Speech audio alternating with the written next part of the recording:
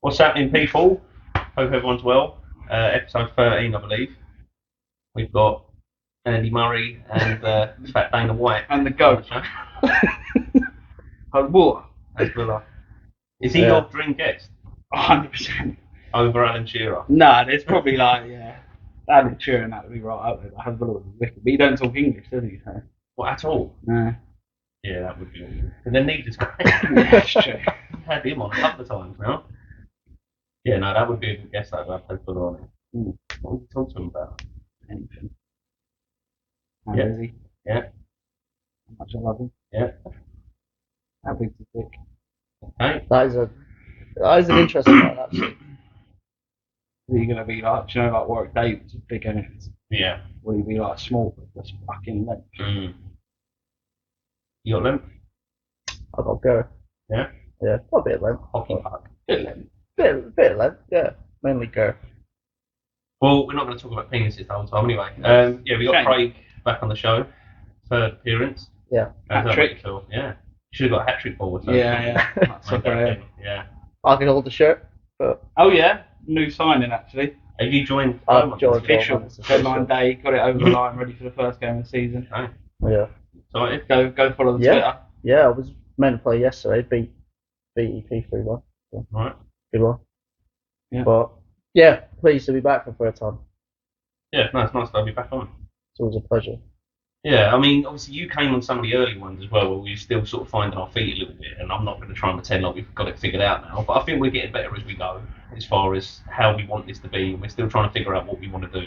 And obviously the idea now of having a guest on is we're sort of becoming more interviewers in a way. You know what I mean? People know our story, and it's not to say we won't touch on it, because we relate to stuff through our own There'll be some experiences. weeks where it's just the two of us again. Yeah.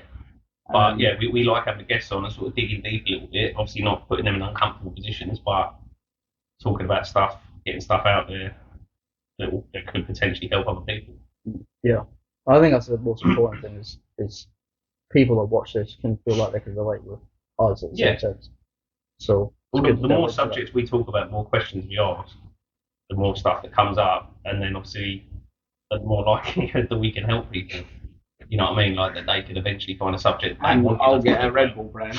That's never going to happen. It'll Red be Bull monster. deal. Cheers, mate. Happy hat trick. Boo. Disgusting, that.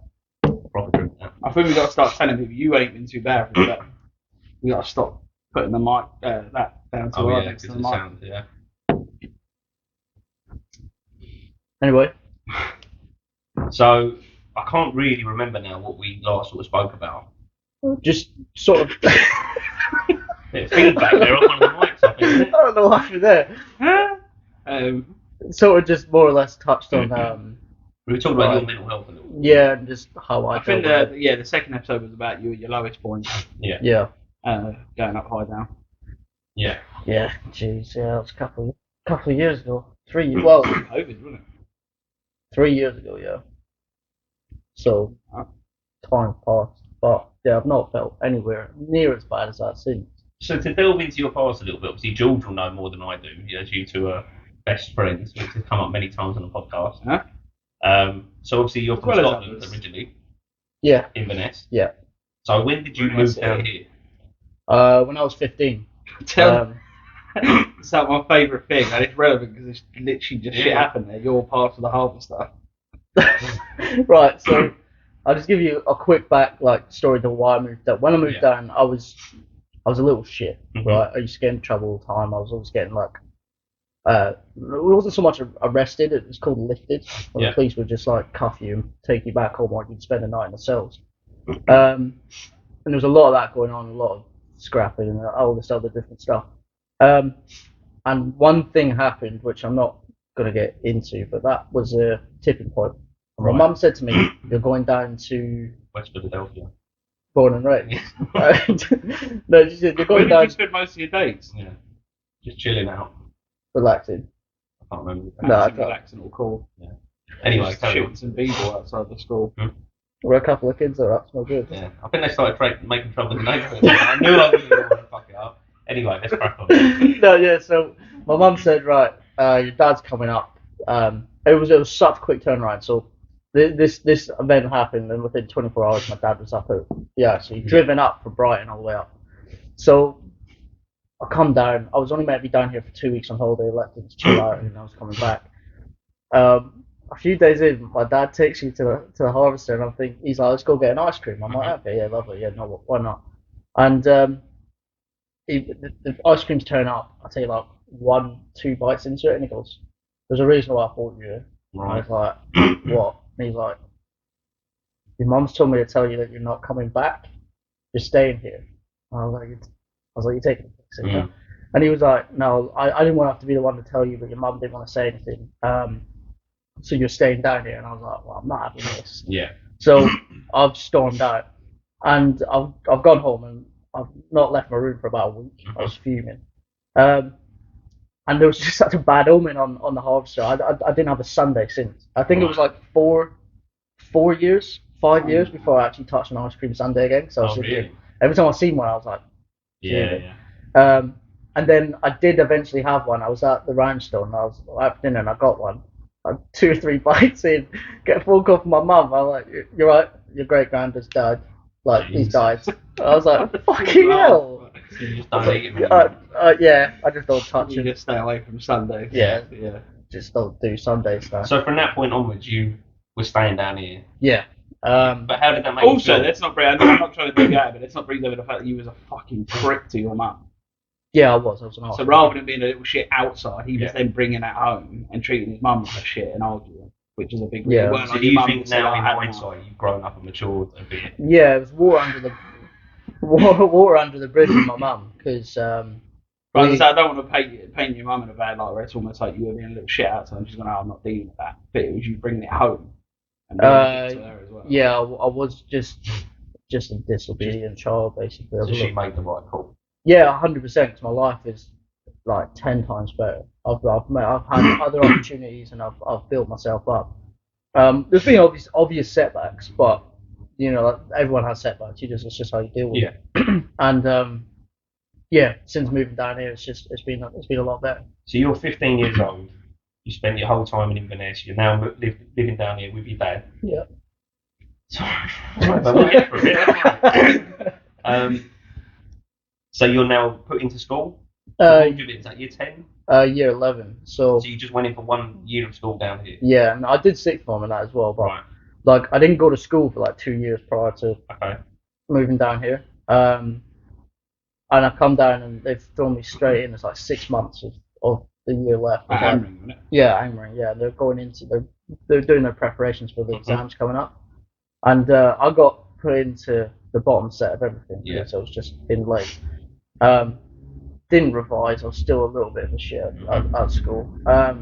Still come away with decent results and that. And then went off to sixth form, but it was just a bit weird because I come in and everyone's like, "Oh, there's just this Scottish kid." Yeah. And English people love to just come up to you and just go Curly Whirly like to your face. Do you know what I mean? I'm just like, "What are you doing?" And they're just trying to do a Scottish, and they got like Why same Curly thing Whirly though? because it's such a funny word to say in Scottish. Fair enough. I've never, I swear, never heard of an English person say Curly Whirly. To me, Yeah, in year no, 11, I get it. I got the We point. believe ya. Chill out a second. All I'm saying is I've never heard a Scottish person just come up to someone and go Curly Whirly. there was 3 things. It was Curly Whirly, Glockenspiel, No, see, that's Yeah, Glockenspiel, and then they come up and go Scotland Yeah, like that, and I'm just like, okay. And then occasionally I get hit with Braveheart, so they start breathing them at me. that one's fair. Yeah. So it was just that was my 6 months, first 6 months in England, basically. So you left school. You went into sixth form. Yeah, and then that's where I met What did you do in sixth few form? people. Did you just do like retakes and stuff? Or? BTEC Sport and Public Services. I think I made the wrong choice on my classes now, but I'm not really too bothered. Did you have a plan at that point? No. You were just looking to get through it. Winging it, to be honest. So did you go sixth form because you didn't want to go into work? Or there wasn't an opportunity for work, you thought I might as well stick around and do sixth form? I had the plan to try and better my education, but Yeah. But then didn't your dad put it on you a bit and say about if you don't have a plan, he's going to put it in the army? it wasn't that he was gonna. He just recommended that I would join the army. Like, And I was half and half on that because like part of me was like I wanted to because my dad was in the army. Yeah. And then part of me was like I don't think me personally, I don't think I'm fit for the army. No, it's another level. Yeah. I think all three of us can safely say we don't belong in there. I mean, Plus, You in be terms a of- chef maybe, but that's about it. yeah, I think even the chefs have got a big bit. Yeah, that's what I'm saying. Yeah. but I don't think you can have any sort of mental health problems with joining the army. No. Especially now. Back then, you would have got away with it. As far as Um, getting in, but I think even now they're strict on the fact that Mm. they Yeah. have to check. So you went to sixth form, and that's where you met friends. That's where you made your first sort of friends down there, proper ones. Yeah. I don't keep in contact with them now. Obviously, that's where I met somebody that I was in a relationship for a while with as well. So like there was positives that come out of it, but like I was just winging it to be honest. I Yeah. don't really have a fucking clue what I was doing. I just sort of just going through and taking each day as I can. Yeah. What probably didn't help my mental health was working at Harbour Park. Mm. Work down there, that was a horrendous place. It's a bit of a rite of passage. I mean, I've never done it, but I know a lot of people that have done a stint there. I've nearly, Yeah. when I was I younger, think I've applied. yeah.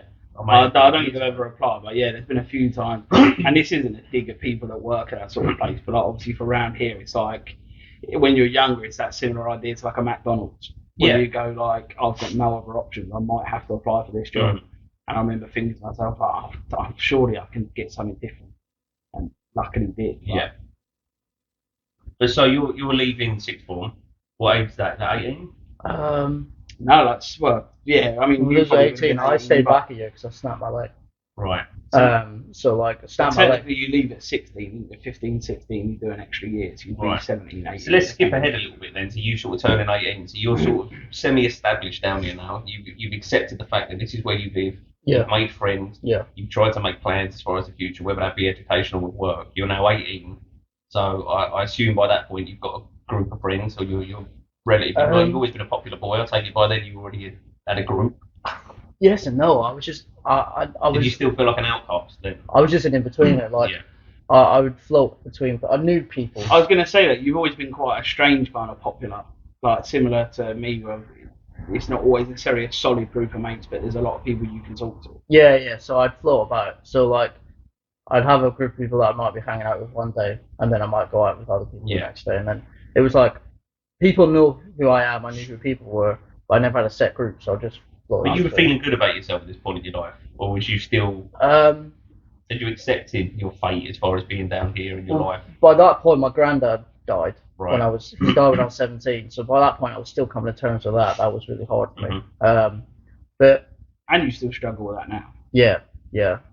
So that was a major setback for me. But at the same time, I was still trying to go professional in football as well. Yes. So I was doing a lot of trials. I think when I was 18, actually, I went out to Portugal, didn't I, for a week? Yeah. Um, Was that not around the time you was playing for like Wick and Barn? EP. I just Oh, signed for EP. EP for the first Yeah. time. So I was out in Portugal trying to make it. Did really well. And it just don't know what happened. So see, because obviously I was going to get onto the football. So did football always seem like your way out? Regardless of whether you were still in Inverness or obviously you've come down here now, but either way, you seemed like you was never really comfortable and things like you say, you were a bit little shit. Yeah. And you wanted to make something of yourself. A bit like an Ian Wright or Jamie United, these stories of people where that is the only way. Did you feel that way? Like, I have to make it in football. That was the only. I had such tunnel vision. Yeah. That was the only thing I wanted to do. Mm-hmm. Which So- is up till quite recent. Yeah. Not that yeah. you didn't do a bit of growing up, but the football thing has been there for a long Yeah. time now. The thing is like, without being art myself, I've always been quite talented, and I always felt like I could go somewhere with it. Yeah. Whether that's just a very menial, low-level professional football. Which you did with Australia, even at semi-pro. Yeah. That, I was going to get to that. yeah. But But even that obviously went bad just because of the COVID stuff and that. Yeah, things come so- back. So yeah, I was doing that, and I did like a showcase trial in London, which they do a grading system at the end, which they gave me decent grades. In the actual match at the end of the week, bagged a hat trick. Still somehow didn't get even so much of a trial. all jokes aside, do you think your size has stopped you? And not as in your ability, but other people's are picking you up as far as you getting scouted. Do you think people have seen your side and be good, but we need bigger? Because that's such a common thing. Well, I'd say that's the famous Messi thing, isn't it? And it happens a lot. He When got people don't told get he'd picked never up. be a good footballer because of the size. If you don't Yeah, have it size makes and no strength, sense. you're already starting behind everyone else, regardless if you're better or work harder. It makes no sense to me though. That's the problem. Like you could be 5'4", a bit the hardest working and most I agree. technical player, but you're not going to get picked up. It doesn't make any sense. But do you believe that's a factor? I don't know. I've never really thought about it. I just thought to myself, because of major lack of confidence, just thought to myself like maybe I just wasn't good enough to cut it. It's not a dig at you to say that you wasn't good enough to become a professional footballer. You know what I mean? It's a very small 4% or something Yeah. of people that try. So you've obviously been on the precipice of it, and as Jules touched on the Australia thing, which we will get to. So for you to have not made it, it's not a bad thing. You know what I mean? No. You had a good go. I haven't seen you play a huge amount. I've seen you play, and I know that you're a very good footballer, but I haven't seen you play as much as George would have done in like a competitive setting. But the standard of obviously any professional is incredibly high, and you have to have such discipline to make it. You know what I mean? Well, yeah. I mean, there's a story. I went up to Carlisle. Was it 2 years ago? I think 2 years ago. When I thought I'd just give it one shot, last shot, but I probably shouldn't have, so I was overweight. Yeah. Like, bearing in mind when I was doing all these different trials and that, I was like between 10 and 11 stone. Mm-hmm. Went up to Carlisle for this trial. I was maybe about 13 stone, Yeah. so I was a lot heavier. But we played against Annan Athletic in this trial game, who play in League 2 in Scotland. And people think Scottish football and all that's crap, which is fine. It is not a great standard, but when you're in and amongst the game itself, crying out loud as it box. Jesus. I couldn't get the reason people say it isn't good is because it isn't compared to the English Premier League. No, but then I don't believe any league is. So it's not really fair to compare it to that. Well, even when we went up, it was last time we went and watched your brother play for men. Yeah. Even that standard's like so fast. Yeah, it's just going to keep going like that until you get to the Premier League or the Champions League. It wasn't a bad level that what my brother played. No, that's what I mean, yeah. Because I played in that league for a season, and admittedly I played for Fort William. They weren't a great side, but it was the experience of playing at that level. And in my head, I was like, I can cut it at this level for another side. That's fine. But that's when I ended up going out to Australia. So like from 18 and that, I just played like county prem first team and that. Bounced about, sort of just took a back step, decided to work a little bit more. But yeah, football for me has been like a huge escape. As soon as I step onto a pitch, like everything's just evaporated. But it's a pro and con, because you step onto the pitch and you think, cool, I'm playing football, like nothing else matters. And then you come off the pitch, adrenaline starts to wear off, and then you're on your own again. And then you're like, everything starts to just start coming back in again until the next time. So would you say you had a solid group of mates at all, or would it be just sort of odd bits and then you'd have your football? The first solid group of mates I've had is probably our group now. And even still, I don't see a majority of them. So when did that first start? When did you lot start hanging around? I know you're not together all the time now, like you used to be. I don't know. What ages were both Euros or the World Euro Cup? 2016 is when we first started hanging out. So how old would you have been then? How long ago is that? Like 7 years, is it? 8 years ago, I moved in 21. So at 21 years of age, you're now going to pubs and things like that, and you've got this little core group of friends. How was you feeling in your personal life, away from football and work and things like that, just in general? Because I know what that can feel like. Once you get your little established, you're in a pub, you're an adult now, you're earning your own money. Yeah, I mean... Well, that initially come off the back of football, though, didn't it? Was it not because you had met like all them lot playing football that you'd come down the pub? I didn't meet Connor and Alfie through playing football. No, but I mean all the others. When you met Connor and Alfie. Oh, yeah, no, so... there was a guy that I played Sunday League with, and he was having gatherings all the time. And then I went down to one of his gatherings and then met Connor and Alfie. Right. Got on really well with them straight away. And then they said, what are you doing tomorrow night? And I was like, nothing. He's like, come down, pub, with us. Few boys that would like you to meet and stuff. And I was like, yeah, no worries. I'll come down. That's the first time I saw him. They went spoke about that as well, didn't we? They went, well, George is there. He's alright, he's a nice guy. Just go in and just say you're with me. And I walked in, I went to go up to the bar to get a drink. Got my drink, looked across, and I went, I'm going to stay here. Yeah. So I'm not, I just like, just looks so intimidating. Got that resting bitch face, isn't he? I don't think you When no one else is at the table and you're just sat there, you have that sort of looking around. Like, you don't know you do it. People have said it about me before as well. Yeah. And I was just thinking, but it looks intimidating, obviously, with your size. But even still, I don't think that the first time we met, I don't think there was much conversation between the two of us at all. Not really. I think you were just trying to feel me out and just see what type of person I was. But I was close with like Connor, and then we just started hanging out of nowhere, really. Well, I think you started coming out when we'd kick a ball about or something, and then Craig would come out and obviously you sort of get chatting, and then it was when you went on holiday. Yeah. Just after that.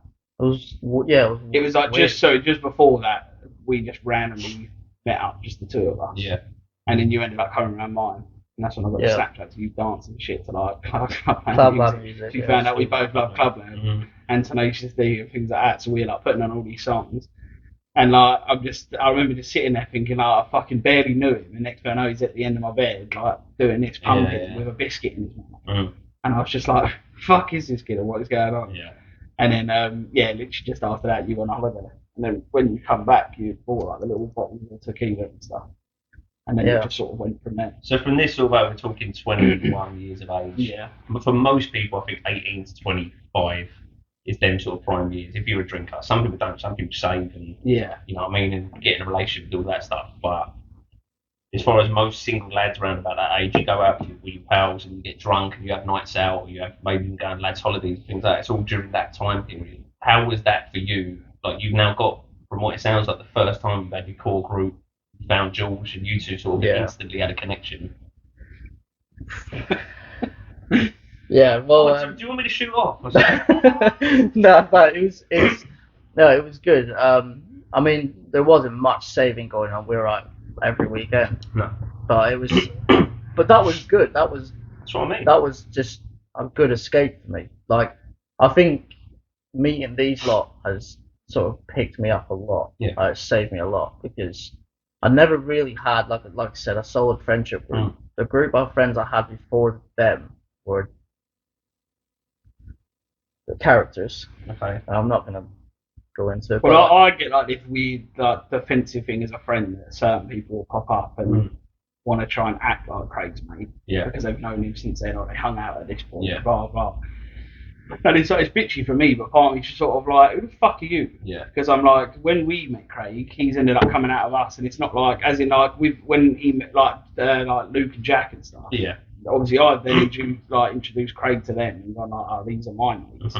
Whereas there wasn't that with Craig. It wasn't like he had solid enough people there to go, oh, these are my mates as well. And it ended up being like a big group. Yeah. And then all of a sudden people pop up, and I'm like, yeah, no, don't try and act like a mate now. It's knowing someone for a long time isn't the same. Yeah, that's what I mean. And I'm like, or like, yeah, because they're bored, or like Craig got a bit of a fucking following on TikTok. Like, it could be anything. Yeah. Or like you've met a certain person, all of a sudden this person pops out, and it gets my back up, and I'm like, yeah, don't try and act like a mate now. Well, that was someone I wanted to get onto as well, because from my perception of you, you've always seemed like a popular kid.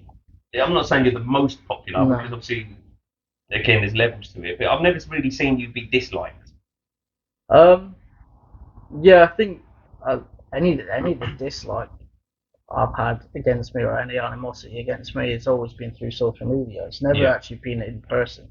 So I had a lot of people talk crap to me on social media every so often, and is what it is. I just try and treat it with kindness. I just have a laugh with it back. But like, but in person, no one really says anything to me. I always get people come up to me saying hello and asking about them and stuff, and it's nice. It's nice to know that there's people that want to talk to me, but we're not really on that level where I'm going to talk to them constantly and get up with them. So, have you ever found that your following on social media has affected your ego? I haven't. If it has, I haven't noticed it. So that's something that's probably you'd have to take off somebody else. Yeah. Because if it has, you've never felt I've never felt like because I've had a few. No, I was going to say you've always been quite, I guess, humble to word.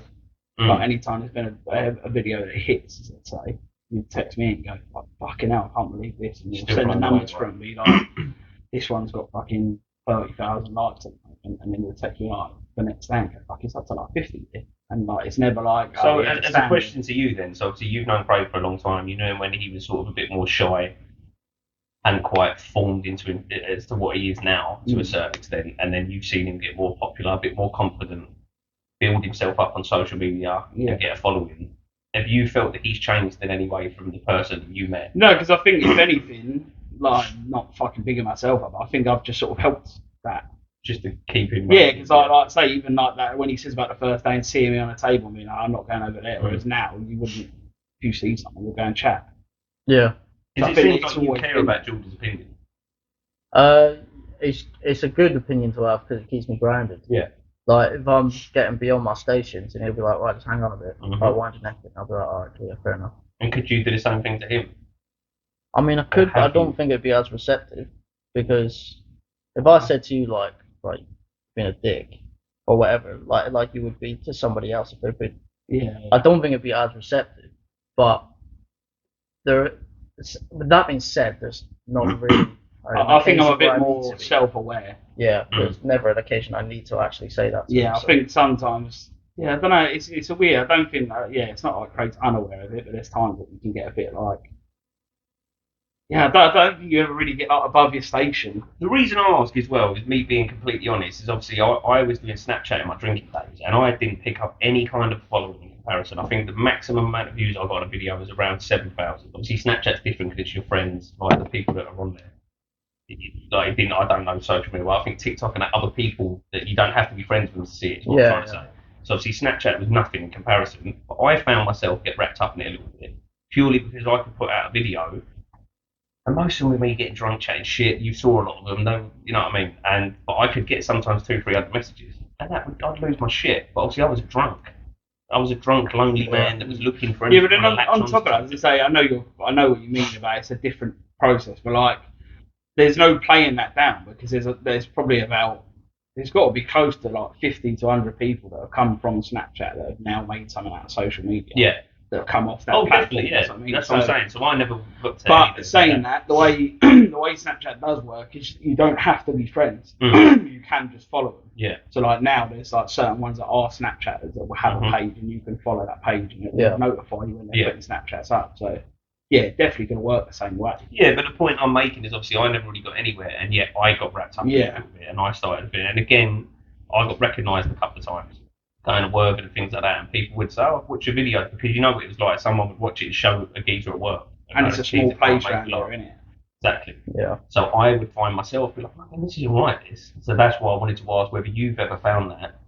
Because obviously we're talking big numbers as far as what you. I think the difference is though, personally for me anyway, with Craig, is that he had to grind it a bit more, rather than just like obviously like you say, if you had done more, you probably would have got more followers. But obviously you would just do the odd one when you're having a I weren't hitting anywhere near those digits. But obviously like the main thing with TikTok is like the ones that have hit it big are pumping out like 5-6 videos a day. Yeah. To like consistently to get their numbers up. So I think with Craig, you don't really get time to look at that video and read through everything and be like, oh, amazing, look at all the views and stuff, because you're already on to the next one. Yeah, I mean, what helped me on there was I did a few videos that just completely took off. There's one I did, like, there was a Gordon Ramsay one that I did, which... Yeah, the meal one. Fine, it's some good food. Yeah, like, it's like me under the covers, like, and then I pull my head out of the covers and I'm like, it's like, fine, it's a good fucking food. Right. And it says POV, you're Gordon Ramsay's wife. Okay. Right, and for some reason that took off. I was like 995,000 views. Yeah. And like 100k plus likes, and I was like, okay, Christ. That video alone shot me from like 300 followers to 10k followers straight away. I was like, okay. So I thought, great, I'm just gonna start doing some more things. But I wasn't doing original content. It was just like I was taking voice clips from different things and trying to make a skit out of it.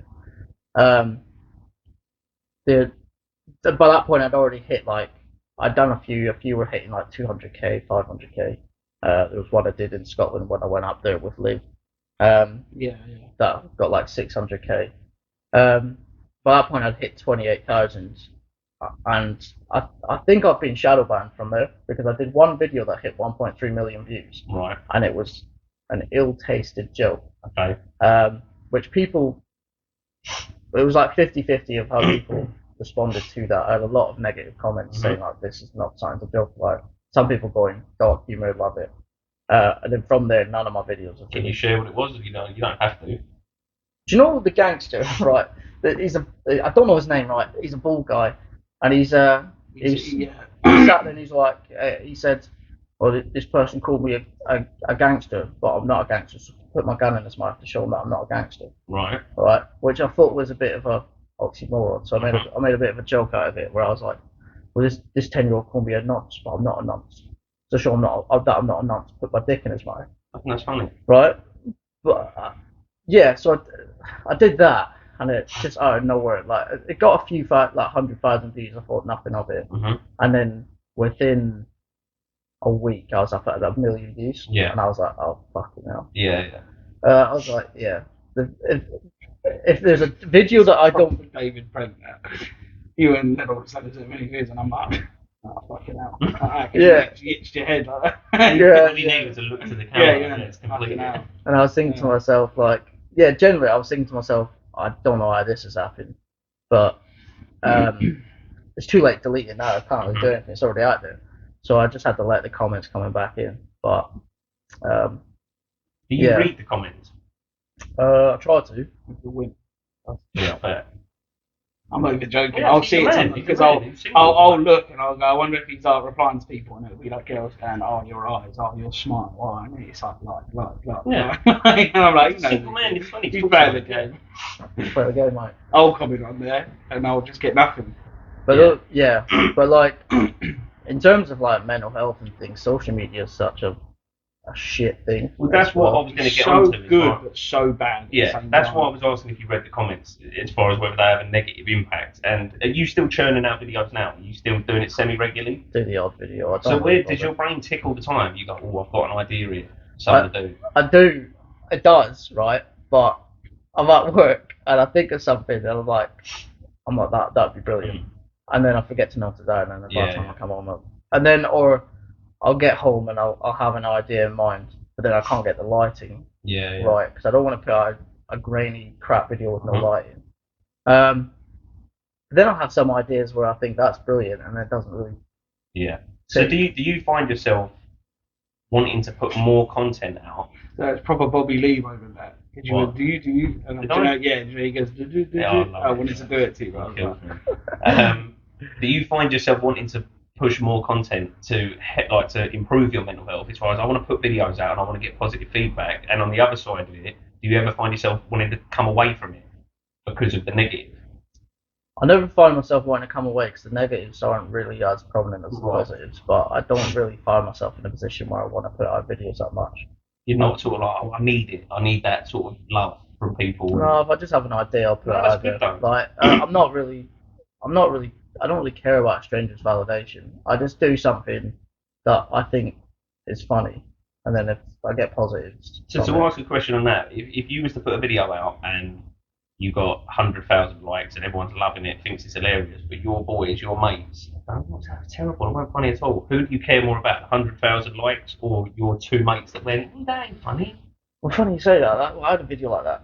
There was a video like that where I got like 300,000 views, and I thought this is brilliant. And he went to me and went, somehow that's racked up the likes. I don't think that was that good. Yeah. That wasn't that funny. And I was just like, oh. So did that one negative from someone that you care about matter more than the 300,000? It wind me up, but yeah. Yeah. But I was just thinking, well, like, but in all fairness, he's a hardest critic.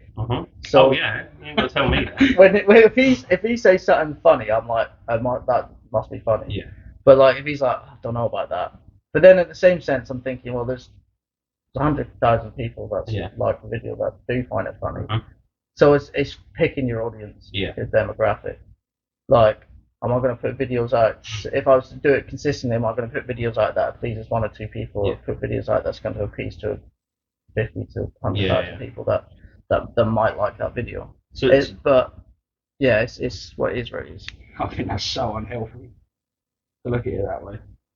What do you mean? As in, like, because that's how people end up burning out, because they're trying to please too many people rather than enjoying the content they're making. They're going, what am I going to do to make people laugh? Yeah, but if you look through like my page, I've put stuff out that I've wanted to do. And if it No, works, no, I but like. let's be honest, the ones that you're really trying to hit, you're thinking other people will find that funny. So you're adapting to your audience, you think? I'm just, I'm just. Yeah, that's what I'm saying. I'm just that's where it's unhealthy. Yeah, I'm reusing what has worked for me in the past. Yeah. I'm trying to reuse what's worked for me in the past. But like I said, I'm not really that prominent on it. No. I'm not bothered. So to bring up to sort of current day, we obviously delved into your mental health before, and I know we did. We were talking about you at your lowest and that. So you today, and I mean literally today, even. Where are you mental health wise? You're obviously better than where you've been in the past. Yeah, yeah. I mean, I'm still very tired. Yeah. Like, You've literally just taken a bit. yeah. Like the other day. It just happened a bit. If we filmed this 2 weeks ago, he probably would have been like, "No, I'm feeling alright." But it happened to be that within the 2 weeks of the last podcast, he's had a dip, which we've sort of made the deal now. We text each other. Yeah. Same as I'll text Ben. If one of us is having a dip now, we sort of said the first thing to do is to text one of us and say, "I'm not going to do nothing, don't worry about it, but this is what's going on." Yeah. And he did that the other day, he texted me and said, "I'm not going to lie to you, I'm just lost at the moment, I'm so tired." And I text back saying I feel exactly the same. Yeah, literally, like, because after the last one, like, where I was saying, yeah, I'm in a good place, but then, like, mentally, I just feel very exhausted. Like, I don't feel like I'm in a rut. Yeah. I know it's not going to be like that, but, like, the last 2 weeks, I've just not been with it, felt lost. I've sort of isolated and pushed certain people away that I actually have somewhat developed, like, half relationships with and stuff like that, and then I just get into this, like, I get into my own head where I just think everybody's against me, but like, and then I'm thinking like somebody could be slightly off with me, or like they might not even be slightly off, but in my head I'm thinking, what have I done? So I'm trying to see like what I've done, and then I'm like, oh, you seem off, like, and all this stuff, like. And then, but then it's like the polar opposite with other people where I just won't say anything at all. Yeah. So then I come across as a. I was going to say it's quite funny because I normally know when Craig's in a weird place, because if Craig's fine, I won't hear nothing. It will just be we'll plan something randomly. It'll be like on an odd day. But when you're feeling down or you're feeling a bit strange, it seems to be that, mate, there might be others, but the way I see it sometimes, like I am the one person that he knows isn't in a stress of it. He hasn't got to worry about. You never think that I wonder if George likes me, because then I'll start hearing from Craig more, he's sending texts more and stuff, and I'm like, it's almost like he needs that validation, like he knows someone's there. And you don't think there's been a trigger this time, like you just seem to have slipped back into it? Yeah, it's very inconsistent. It's I could be fine one day, and then for the next week I could be just in a complete like tizzy. So now that you're in it, what are you doing to combat that? Is there actions that you take? Fucking hard hitting questions, Harry. I'm not really. Yeah, I know. Yeah, I mean, I'm not really doing much to combat it in the sense that. Why? No, I'm joking. The thing is that I can't. I need to. I should probably get a doctor's appointment, but but it's never helped me in the past, really. No, which we spoke about in your past episodes. Yeah, so time to talk or taking happy pills, they are basically. Like, yeah, it's never really worked. But this is something that you slip in and out of, as you said this time, and I'm the same. I'm exactly the same. Where I could be doing really good and then I'll dip, and sometimes there's a trigger, other times I don't really know why I'm in it again. But like as far as having the tools and the weapons, because you've done it so many times before, you start to accumulate different things that you think, well, that sort of helped last time. So is there anything you're actively doing at the moment to try and get back out of it? Or are you sitting in your hole? Seeing in more. Yeah. That was my problem. Like, I was like, do you know when like a cat or a dog, when they're not doing right, shit analogy, but just let me run it. Okay. Right? The cat and the dog, when they're like feeling ill or just they don't want to be around anyone, so they sort of just isolate themselves and just keep away from people. It's a bad analogy, but just carry on. Don't worry. Yeah.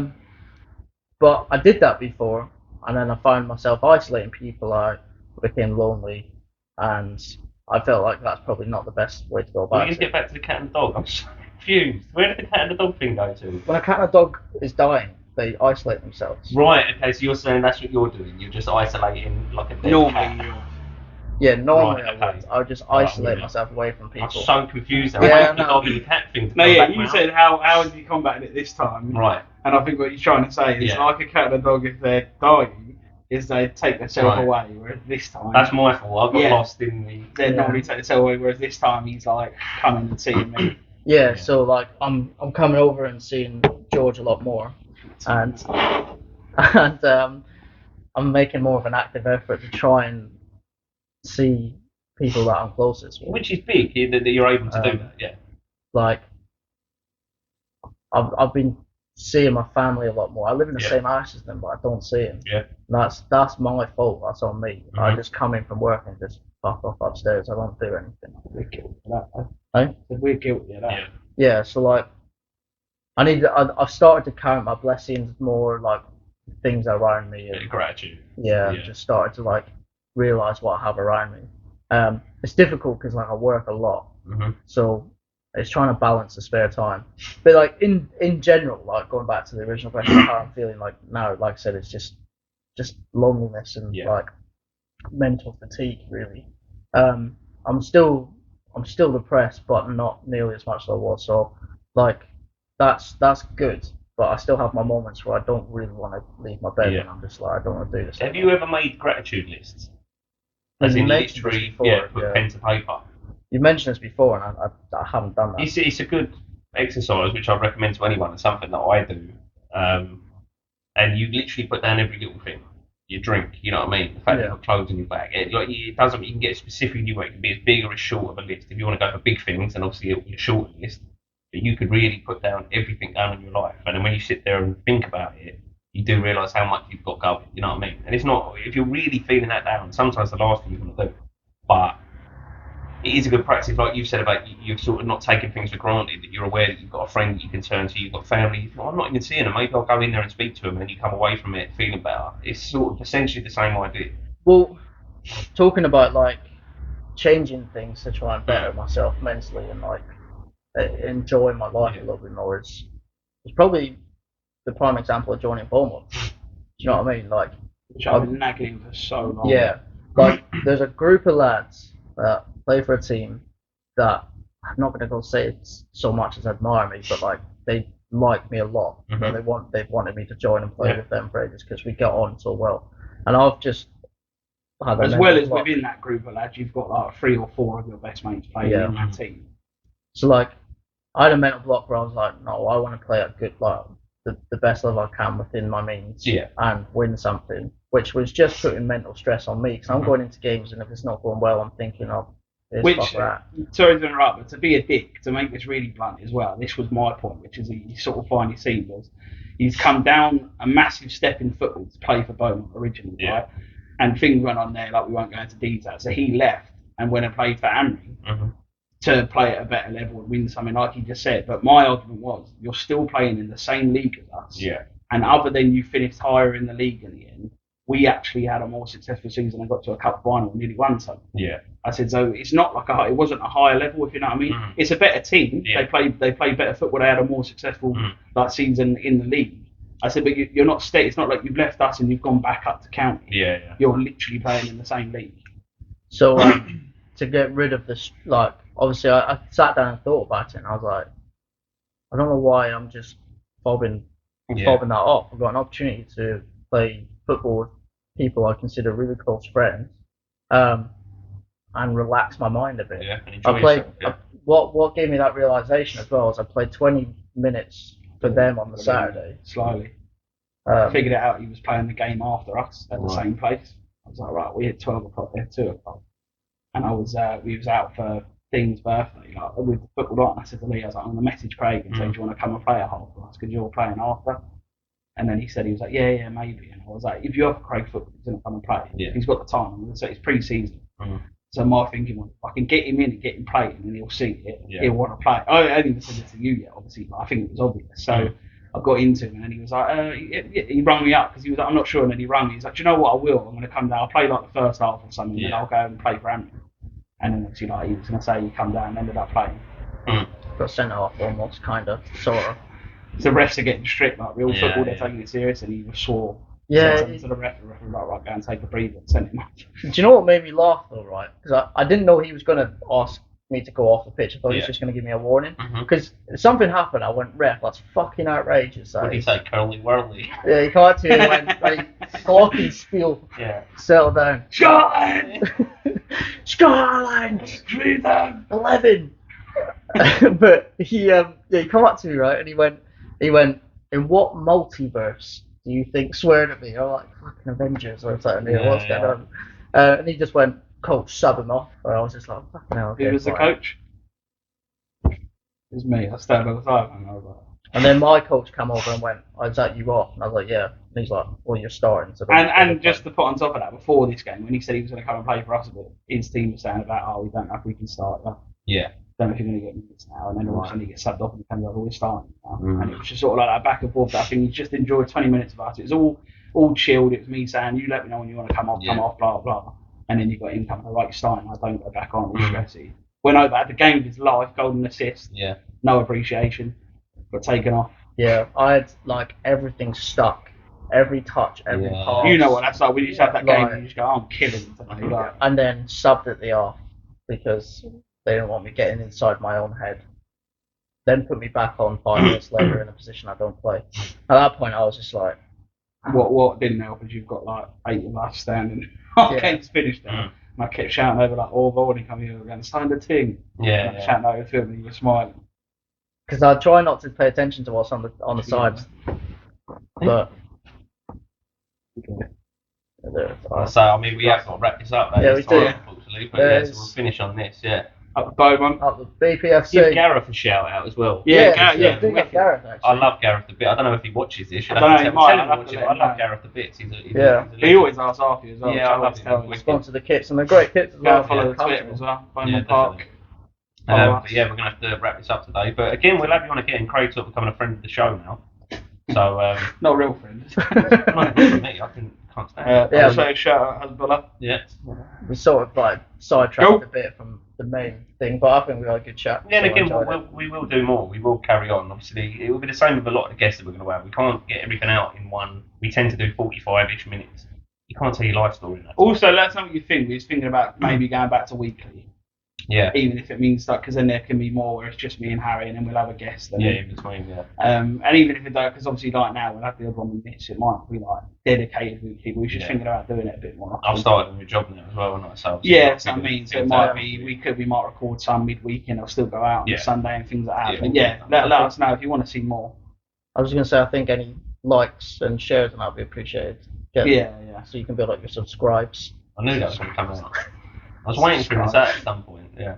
That's a good idea. The Instagram is so close to 100 followers. Yeah. I think it's 6 off. 60, I can do it. Yeah. I was going to say the C word, but I won't. Only a bunch of. Yeah. Thank you. Thank you again, Craig, for coming on. I appreciate it. It's genuinely been mediocre. Yeah. And we'll see you again soon. Yeah. I'll be right back. Take care, people.